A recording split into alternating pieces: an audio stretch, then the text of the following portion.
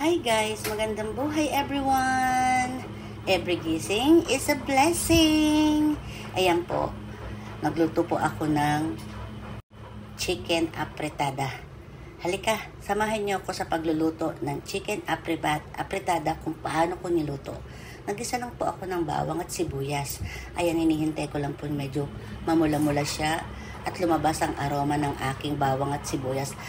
Ito po ang aking mga ingredients. Maglalagay ako ng tomato sauce at saka ng tomato paste with bawang at sibuyas.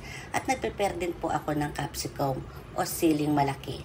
And then nagprito na rin po ako ng patatas at carrots. Ayan po.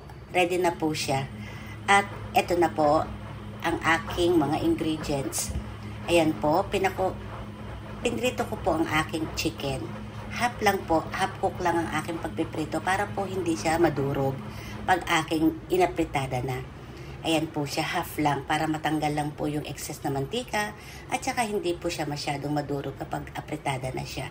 Alam niyo naman po ang chicken, madaling maluto at madaling madurog.